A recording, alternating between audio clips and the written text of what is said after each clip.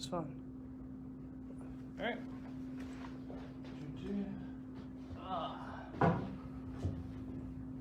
Hello everyone, and welcome to another Follett House Friday. I'm Jeremy, the Museum Services Manager for the Sandusky Library and Follett House Museum. And this week I think we have something pretty cool that I want to share with you all. And this is something I found totally by accident in our collection. This happens a lot, at least for me. I go looking for another artifact, doing research for another project, and I find something I didn't know we had in collection, and is, I think, really interesting, and I want to share it with all of you. So this week I have some passes from the Cedar Point ferries, along with a ticket book as well. Now, as some of you know, some of you actually probably rode the ferries to Cedar Point, but when Cedar Point originally started, the only way out there to Cedar Point was by ferry. Of course, the most famous ferry that ran out to Cedar Point was the G.A. Beckling, named after one of the more famous and important men in Cedar Point history. But there were many different ferries throughout the life of Cedar Point, and the Cedar Point, they call it resort company as the Bay Transport Company, right? Yeah, the Bay Transport Company, that they ran different ferries throughout the years. And there wasn't a road out to Cedar Point until, I think, 1912, if I remember correctly, 1910, 1912. So the ferries were really important part of Cedar Point. So like I said, I have a couple different passes I think are really interesting and I want to share with you. So you're going to bear with me for 1 second. I'm going to have to slightly adjust the camera and flip it so you guys will actually be able to get a good shot of these. So let me this down so I know where to focus and move the camera. I apologize once again for the shift you're going to have to go through if you're watching, but it gets us a nice close-up like this.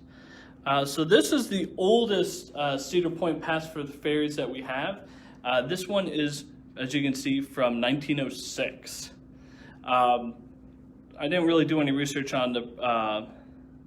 I didn't do any research on who the person is or anything like that. I just thought it was really cool that we have this. But what's really interesting is if you look on the back, someone. I'll flip it this way so it's not sideways for you. Someone was doing math equations on the back. Have no idea why, don't know when they were added or anything like that, but you can clearly see someone was doing math on the back of this pass, which is kind of interesting. Then we go, the next one is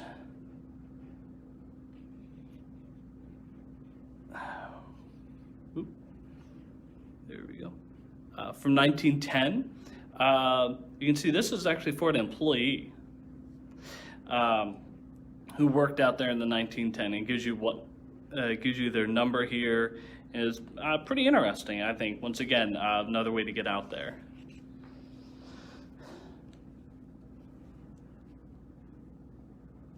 Now this one is from a guess from 1935, and you can see once again the Bay Transport Company, the company that ran the ferries, the Cedar Point route. And it would take you out there. And on the back, you can see it's kind of been faded, but there were the original terms and conditions that you had to accept and sign. Apparently this person never signed them. I don't know why, but still.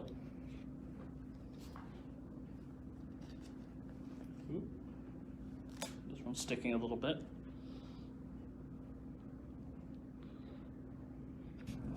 Here's from 1940. Once again, another pass that's good for any of the ferries that are going out there.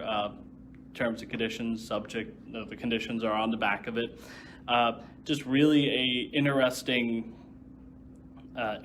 pass. Now the next thing is a little different, and I think it's actually really fascinating. This one's probably the most interesting of all of them. So this is not a season pass, this is a coupon book. If you can see, this coupon is good any day during the season. And it might be hard for you guys to read, but it says, present this coupon directly to ticket taker. This coupon is good for Causeway Toll Road, so to pay to drive out there, ferry boats, beach or bathhouse, or any of the rides within the amusement area. And what's interesting is, so you can see this one says any day. And if I can find it again, oh, that one's not insecure. If you go look at this one, sorry, this is hard to do upside down and backwards.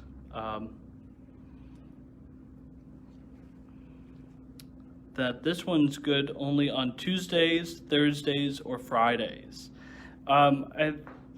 Those are interesting days of the week. These are the only one that's only good on those days. My guess is those were probably the slow days out there. And in the back of this coupon book, there, if I can get it, you can see written on the back cover is Ohio Edison Picnic.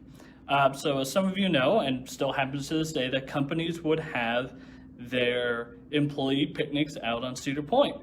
So this was from the Ohio Edison Picnic in, my guess is I don't know if 19505 is the employee number for this person, or if it was supposed to be 1955 is when this is from. But this was a book of coupons that would have been given to employee to use while they were out at Cedar Point and to get into the park.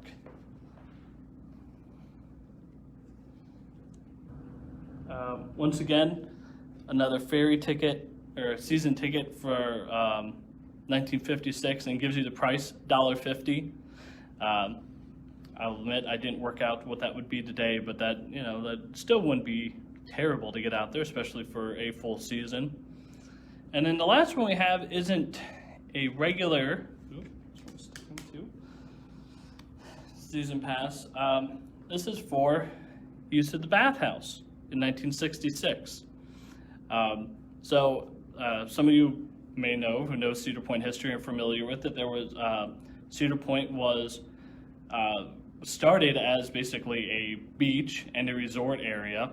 That, of course, has changed over the years. The beach isn't as much emphasized today, but for a while it was, and they had bathhouses that you could use. You have changing rooms, have areas to store clothing and things like that, and that would, of course, cost money. So this was a pass to be able to use that at any given point in time during the season.